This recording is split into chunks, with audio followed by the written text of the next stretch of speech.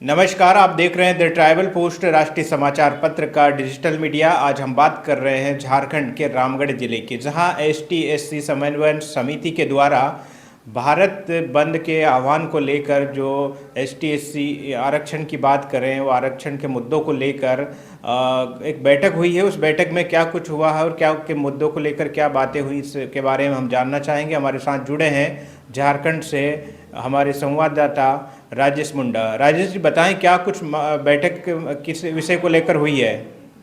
जो 1 अगस्त को supreme court के द्वारा जो एसटी/एससी उनके वर्गीकरण को लेकर जो प्रस्ताव लाया गया था, उसको लेकर जो है तमाम एसटी/एससी संगठन के जो सामाजिक संगठन के लोग हैं, एसटी/एससी समन्वय समिति बना के सुप्रीम कोर्ट के खिलाफ में जो आगामी 21 अगस्त को जो है भारत बंद का आह्वान किया जा रहा है, उसका जो भारत बंद का जो कार्यक्रम है उसको कैसे सफल बनाए, इसको लेकर आज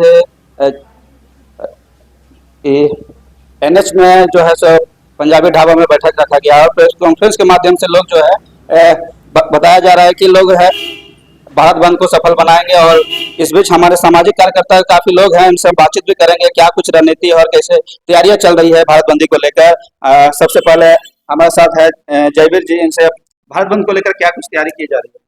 भारत बंद को लेकर के हम लोग आज एसटी/एससी समन्वय समिति रामगढ़ के द्वारा हम लोग आज तैयारी कर रहे हैं और अपने अपने समाज के अंदर सभी जगह जो ये मैसेज नहीं गया है वो गांव तक हम लोग एक मैसेज ले जाने का कोशिश कर रहे हैं। और सभी समुदाय से लोग आदिवासी दलित जो समुदाय है वो उनको पता चलना चाहिए कि जो सुप्रीम कोर्ट के द्वारा जो वर्गीकरण जो फैसला माननीय सुप्रीम कोर्ट के द्वारा जो लाया जा रहा है उसका हम लोग को पुरजोर विरोध करना है।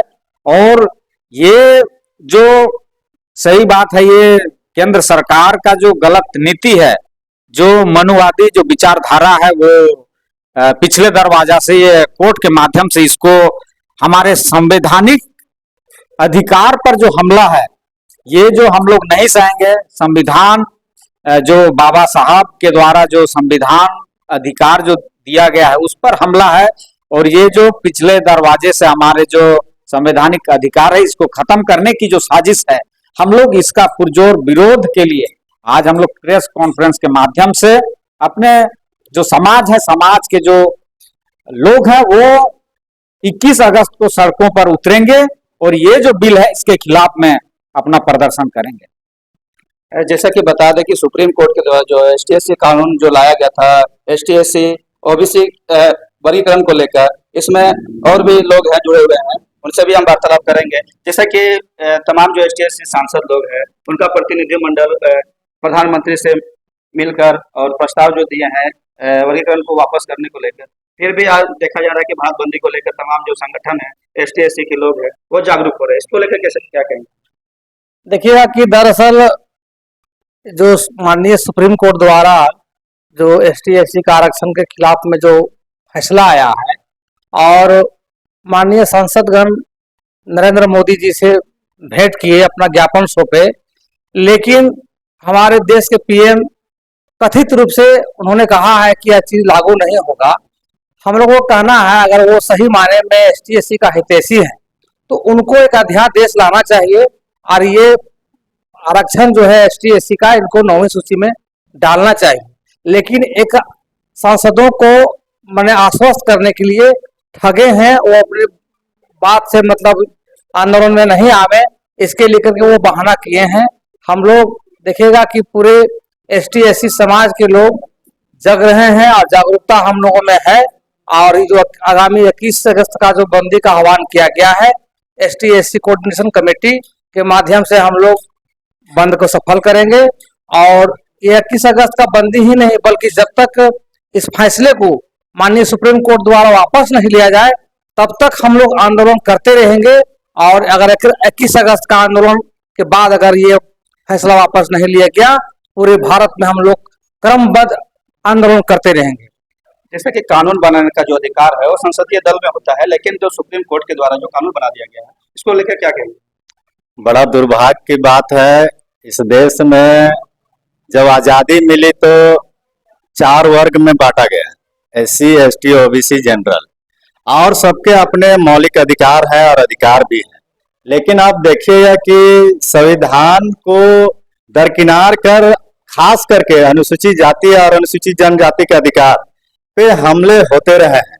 आप देखिएगा कि चाहे वो एट्रोसिटी एक्ट की बात हो, रोस्टर सिस्टम की बात है, आदिवासी का जल जंगल जमीन का बात हो, सब पे ऐसे कानून आते रहे हैं। लेकिन ये जो कानून है ये आदिवासी और अनुसूचित जाति को कैसे उसके अधिकार से वंचित रखा जाए, ये फैसला आया है और ये बड़ा ही दुर्भाग्यपूर्ण है। और सुप्रीम कोर्ट का ये जो फैसला है इसके खिलाफ में अनुसूचित जाति जनजाति एकदम उठ खड़े हुए हैं। 2 अप्रैल 2018 की जो आंदोलन है उसको फिर से दोहराया जाएगा। अगर इसके बाद भी सुप्रीम कोर्ट ये फैसला वापस नहीं लेती है या सरकार इस फैसले को नहीं बदलती है, तो जैसे हमारे साथी ने कहा कि चरणबद्ध तरीके से तब तक आंदोलन किया जाएगा जब तक SC ST का अधिकार को संरक्षित नहीं किया जाएगा, तब तक आंदोलनरत रहेंगे।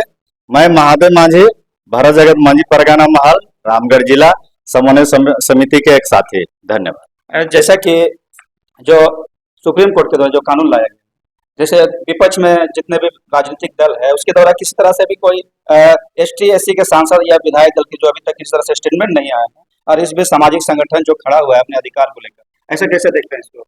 देखिए, हम लोग तो देख रहे हैं कि जिस तरह से जो चुनाव हुए 2024 में संविधान बचाओ का नारा विपक्ष भी दिए थे, और विपक्ष की ओर से अभी तक जो है सुप्रीम कोर्ट जो हम लोग को ST SC क्रीमी लेयर वर्गीकरण की जो बात हुई है, अभी तक विपक्ष अभी तक स्टेटमेंट नहीं दिया है कि क्या सही मायने में इसको वापस लिया जाए, या आप वहाँ विपक्ष के नेता बैठे हुए हैं, आप उसमें सरकार से मांग करनी चाहिए थी कि इसका नया अध्यादेश लाकर ST SC क्रीमी लेयर नहीं करके एक अनुसूचित 9वीं अनुसूचित में शामिल कर इसको आरक्षण को कानून बनाकर एक तो दर्जा देना चाहिए, सम्मान देना चाहिए था।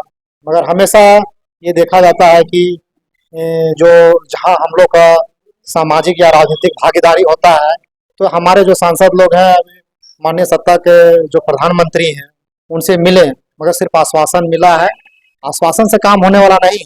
अगर आश्वासन से काम हुआ रहता तो एट्रोसिटी और बात जो होती 2000 अप्रैल 18 वाला जो कहानी फिर से दोहराया जा रहा है। पिछले के दरवाजा से हम लोग का कानून पर हमला हो रहा है, संविधान पर हमला हो रहा है। अब ST SC हमेशा ठगे नहीं जाएंगे। इसके लिए हम लोग यहाँ रामगढ़ जिला के तमाम अनुसूचित जाति जनजाति के बैनर तले, और इसमें हम लोग का संयोजक मंडली बनाया है, समन्वय समिति बनाया है। उसके माध्यम से हम लोग 21 अगस्त को भारत बंदी के लिए हम लोग तमाम संगठन से जो हमारे यहाँ सामाजिक संगठन है उनसे आह्वान भी किए हैं कि आप लोग तमाम अपने अपने बैनर साथ में आइए, रोड में आइए, और जब तक सुप्रीम कोर्ट इसको अध्यादेश को वापस नहीं लेती है तब तक सरकार में जो बैठे हुए हैं सत्ताधारी लोग उस कानून को अगर संविधान में लोकसभा में नहीं लाते हैं तब तक हम लोग चरणबद्ध आंदोलन चलते रहेगी। नाम नरेंद्र रविदास हुआ मेरा। जो पिछला बार जो लोकसभा चुनाव हुआ उसमें देखा गया कि संविधान को लेकर जो तमाम राजनीतिक दल जो है वो वोट ST SC का जो लिए, लेकिन उस बीच में आज तुरंत आगामी जो लोग विधानसभा चुनाव है उस बीच में एक कानून पारित कर दिया जाता है गैर संवैधानिक तरीके से ST SC में जो उप वर्गीकरण को लेकर। क्या जो समाज से नेता चुन के जाते हैं उसको इस बार क्या समाज की ओर से मुंह के बल खाने पड़ेंगे? पहले तो आपका चैनल का मैं धन्यवाद देता हूं, और जो पूरे भारत बंदी जो 21 तारीख को घोषणा संपूर्ण भारत का किया गया है उसमें तो हम लोग पुरजोर विरोध करेंगे। और जो 14 का बात किए आप, 14 में जो मोदी सरकार को हम लोग लाए कि एक अच्छे व्यक्ति के कह के, लेकिन जैसे 14 में बैठा सत्ता पर और आरक्षण पर धावा बोलने लगा, SC ST का आरक्षण खत्म करो। एक ही मुद्दा उनको है कि एक देश एक कानून बनाएंगे। उसी तरह से यहाँ 7 जजेस जो अभी क्रिमिनल कानून जो लाए हैं SC ST का आरक्षण खत्म करने के लिए, तो ये केंद्र सरकार का ही कहीं उसी का निर्देश से किया है।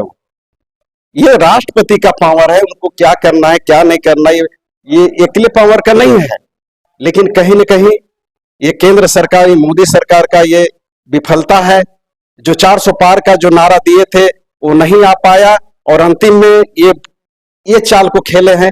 लेकिन आने वाला जो चुनाव होगा फिर जो 28-29 में, वो जमीन में बैठने को उसको मौका नहीं दिया जाएगा। और हम लोग अगर वो आरक्षण, ये जो SC/ST का आरक्षण जो अभी जो एक घोषणा किए क्रिमिनल कानून वापस नहीं लेंगे तो हम लोग 21 तारीख को तो बंद करेंगे ही, और जब से नहीं वापस लेगा लिखित हम लोग को चाहिए कि अब छेड़छाड़ नहीं होगा संविधान से, और अगर ऐसा नहीं किया तो हम लोग अनिश्चित काल बंद करेंगे आने देने वाले एथी में समय में। मैं प्रकाश मुंडा, आदिवासी जन परिषद केंद्रीय महासचिव, सब बोकारो जिला प्रभारी। जिस तरह से लगातार संविधान के ऊपर जो गैर तरीके से जो संविधान को हमला किया जा रहा है, इसको कैसे देखते हैं? सबसे पहले आपको धन्यवाद देते हैं। मेरा नाम पवन कुमार, आदिवासी पवन करमाली हुआ। और सबसे पहले हम यही कहना चाहेंगे कि हम लोग को जो आरक्षण जो दिया गया है, हम लोग को पहले समझना है, ये लड़ाई हम लोग का है, डायरेक्ट लड़ाई है। अब किसी का थोड़ा सा उग्र भाषा भी बोलना पड़ेगा हम लोग का। किसी का बाप का औकात नहीं जो हमारा आरक्षण को वो काट सके, क्योंकि हमारा संविधानों में भी विशेष संविधान है। आर्टिकल 342 देख लीजिए, उसमें हम लोग को विशेष संविधान दिया गया ST अनुसूचित जाति जनजाति के लिए। वो कौन होता है? वो बदलने वाला। ये भारत उसके हिसाब से थोड़ा चलेगा। भारत चलेगा हमारा संविधान से। जो बाबा साहब का जो संविधान है उसमें छेड़छाड़ कतई हम लोग बर्दाश्त नहीं करेंगे। और अभी तो सिर्फ ट्रेलर है, और आने वाले समय में लोग इतना उग्र हो कि अगर रोडों में उतर जाएंगे, चाहे इसके लिए कुछ भी करना पड़े। और हम यही कहना चाहेंगे कि उन लोगों को जो ये नीति है, ये नीति को वापस ले। और हम यही कहना चाहेंगे जितने भी अपने अपने दल से जो बहुत सारे चुप्पी साधे हुए लोग हैं, बहुत सारा पार्टी में अनुसूचित जाति जनजाति के लोग भी हैं, वो भी बहुत सारा चुप्पी साधे हैं। अरे संविधान को पढ़िएगा तब समझ में आएगा। आप पढ़बे नहीं करते तो वो लड़िएगा कहाँ से? तो हम यही कहना चाहेंगे, जो सुप्रीम कोर्ट के द्वारा जो ये फैसला जो आया है, मैं तो इसको थोड़ा सा निंदनीय मानता हूँ। और इसमें विचार हो और वापस जल्द से जल्द हो, ताकि कोई भी उग्र ना हो। और हमें पूर्ण विश्वास है कि आप लोग ऐसा ही करेंगे, नहीं तो हम लोग फिर से रोड में उतरेंगे और इसका जो भुगतान है आपको करना पड़ेगा। धन्यवाद। जय हिंद।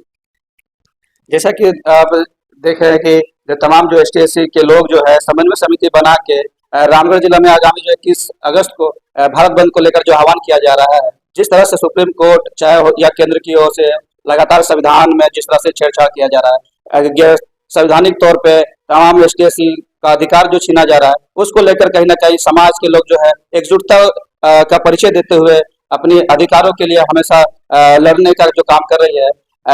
मैं राजकुमार रामगढ़ से, ऐसे ही आगे खबरों के साथ बने।